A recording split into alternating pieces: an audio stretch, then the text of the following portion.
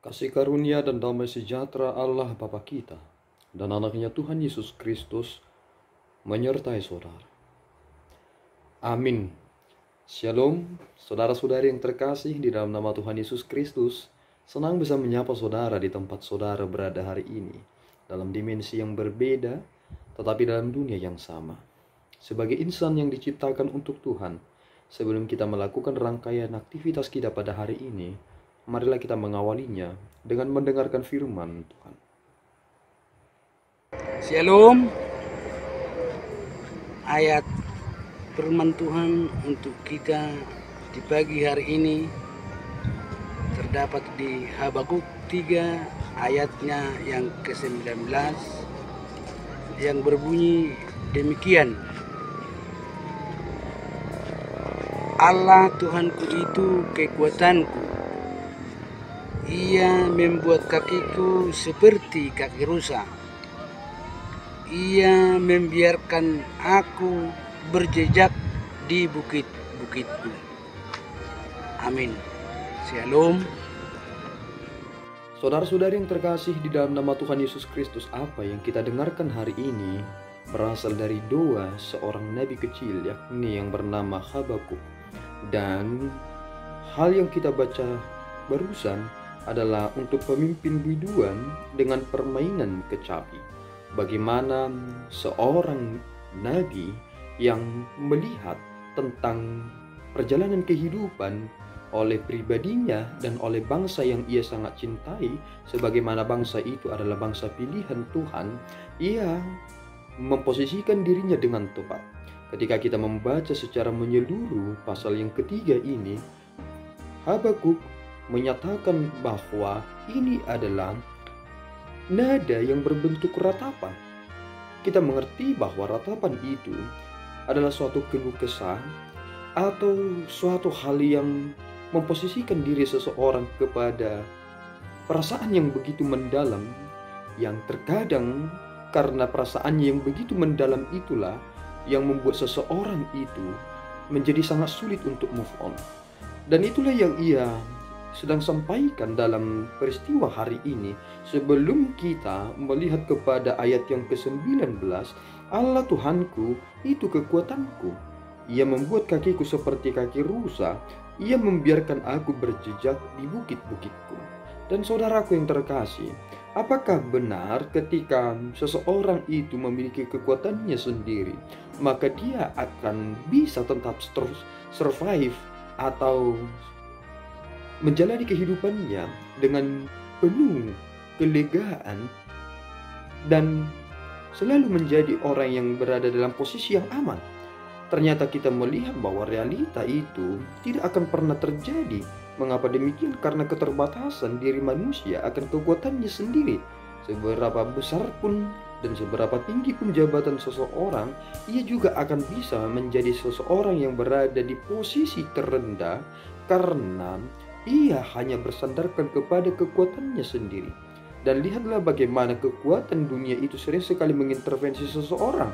Ketika kita memposisikan diri kita sebagai orang yang harus dihormati, maka kita dapat mengintervensi orang lain. Dan akibatnya karena kesalahan kita juga mengarahkan orang lain untuk terjerumus kepada kesalahan bersama. Dan saudaraku, posisikanlah posisi saudara dengan tepat dan benar, sebagaimana Habakuk menyatakan itu. Meskipun segalanya bergetar, tetapi aku tetap akan memuji Tuhan. Lihatlah dalam ayat yang ke-17 sampai ayat yang ke-18, sekalipun pohon ara tidak berbunga, pohon anggur tidak berbuah, hasil pohon zaitun mengecewakan, sekalipun ladang-ladang tidak menghasilkan bahan makanan, kambing domba terhalau dari kurungan dan tidak ada lembu sapi dalam kandang, namun aku akan bersorak-sorak di dalam Tuhan, beria-ria di dalam Allah yang menyelamatkan aku. Begitu kontras dengan prinsip kita. Kita lebih senang dan beria-ria ketika kita berkelebihan, ketika kita berkecukupan. Tetapi mengapa Habakuk bisa menyatakan hal-hal dalam pemikiran yang bersifat terbalik?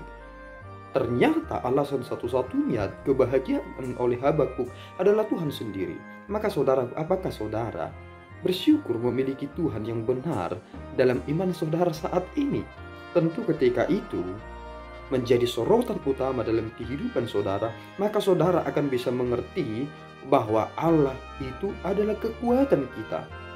Itu akan memberikan kita ruang yang benar bahwa Allah sendiri yang membuat kaki kita seperti kaki rusa dalam metafora yang dipergunakan di sini.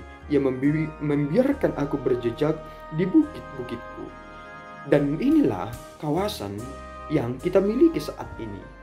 Kita memiliki batasan dan Tuhan mengizinkan kita berada di dalam batasan itu. Ketika saudara memiliki pekerjaan, itu batasan yang perlu saudara harus kerjakan dan selesaikan. Dan jika saudara memang berada di dalam Tuhan, maka saudara juga akan berjejak di bukit-bukit itu. Tetapi perhatikan satu hal, ketika saudara bukan berada di dalam Tuhan, meskipun saudara sudah berada di bukit itu, merasa bahwa itu adalah milik saudara, ketika saudara berkata, itu bukan milikmu, maka secemerlang apapun yang saudara kerjakan di masa lalu untuk mendapatkan apa yang saudara dapatkan hari ini, maka Tuhan bisa menggeser itu dan memberikannya kepada orang lain. Bukankah ini menjadi sumber kebahagiaan kita? Saat kita berada di dalam kebenaran itu, tertatih-tatih, jujur dalam segala hal untuk mendapatkan posisi yang benar itu, benar-benar takut akan Tuhan, tidak mau diintervensi oleh dunia ini, maka kita akan terus berada di bukit-bukit kita sendiri dan berjejak di sana.